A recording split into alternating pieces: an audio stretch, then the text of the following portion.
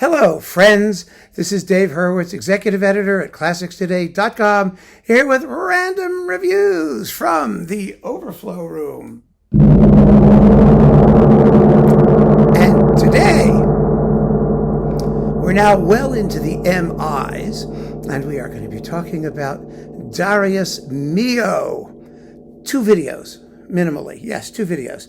He wrote so much music. And a lot of it now has been boxed up, the symphonies, and there's another big box of Milhaud stuff, Happy Life or something, it's called like that. So some of the single things are down here, and the rest is upstairs in the not Overflow room, in the just flow room, I guess you'd call it.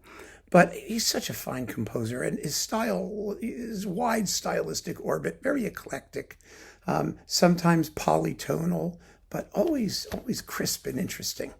Really very, very interesting. Here we've got, let's see, a nice Naxos disc. Oh yeah, look at all this stuff. You've got The Creation of the World, La Création du Monde, Le Bœuf sur le Toit, le Suite Provençale, L'Homme et son Désir, all with, let's see, the Orchestre National de l'Île Région Nord, Pas-de-Calais. Yeah, right, okay. Under Jean-Claude Casse-Dessus on Naxos. It's an enjoyable disc. A lot of these, by the way, I reviewed at ClassicsToday.com before retiring them to the Overflow room. So you can look up Milhaud at Classics Today and see what's there. He was, like I said, massively prolific, and some of these things are there and some of these things aren't, but they're really cool. What's this thing? The Four Seasons by Milhaud. Spring is a concertino for violin and chamber orchestra. Summer is for viola solo and 9 instruments. Autumn is a concertino for 2 pianos and 8 instruments. And winter is a concertino for trombone and string orchestra. Isn't that interesting? This is on Philips. This is Japanese. It's got to be, yes, it's Japanese Philips. Who knows if this stuff will ever turn up again. And it's the Ensemble de Solistes des Concerts L'Amoureux under Darius Milhaud, recorded in 1958. Isn't this a collector's item? Yes. It's just one of the things that I should collect to make my friends jealous. Except they probably wouldn't be. I doubt it would work. Milhaud Violin Concertos 1 and 2, and his Spring Concertino that we just talked about, and Le Bœuf sur le Toit with Arabella Steinbacher, and the Munich Radio Symphony Orchestra under Pinchas Steinberg. This is a wonderful disc. This is on Orfeo. These are serious pieces. The second violin concerto is a big work, 25 minutes long. The trouble with a lot of Milhaud stuff is that it's very short. It's very concise, and so it never gets played because you can't program it.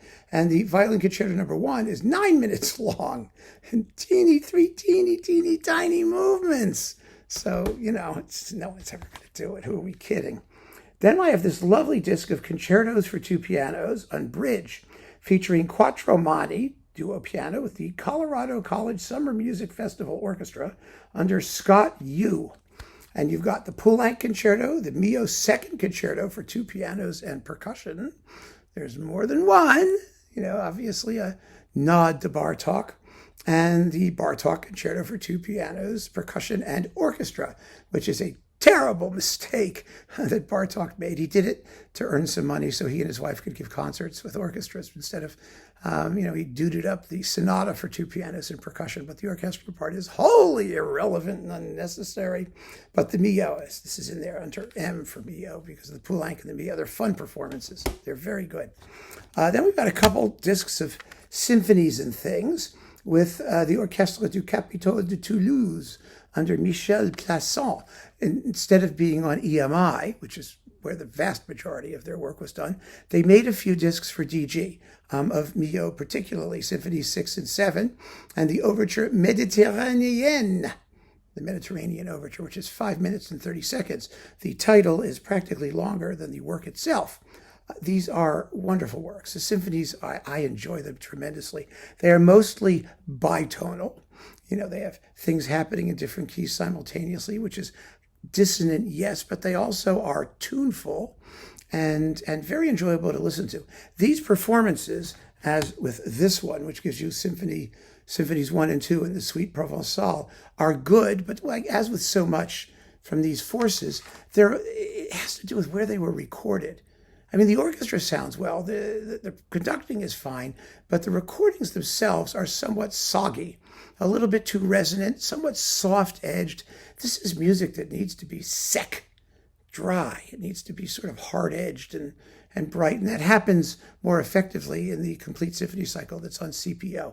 But, at the time, again, beggars couldn't be choosers. These were modern digital recordings. Maybe it was the beginning of it might have been a cycle, but obviously it didn't go very far, and these were the only 2 discs that were ever issued. Then we've got this thing, very strange little disc with the BBC Symphony Orchestra under Darius Milhaud on BBC Radio Classics. Satie, Jack in the Box, orchestrated by Milhaud.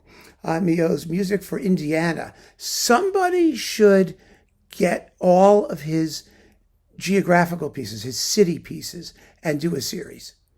That would be fun, because he did music for London, music for Indiana, music for every place.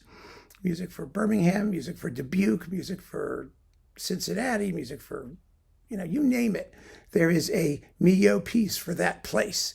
And you could get all, I don't know how many there are, maybe a dozen and a half, something like that, a couple dozen, and put them all together. It would be tremendous fun. So you've got the music for Indiana, which is really a 4-movement symphony, and the Symphony number 10, which has a wonderful 3rd movement, labeled Fantastique.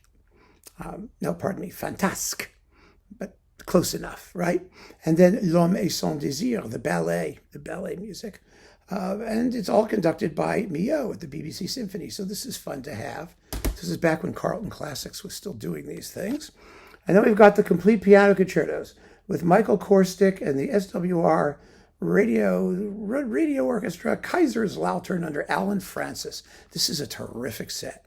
And the music is marvelous. You've got more than just the concertos. There are 6 piano concertos. And most of them are quite short. The first is 13 minutes. A couple of them make it to 20 minutes. The second's 13 minutes, 18 minutes. They don't get played because they're too short, but they're fun.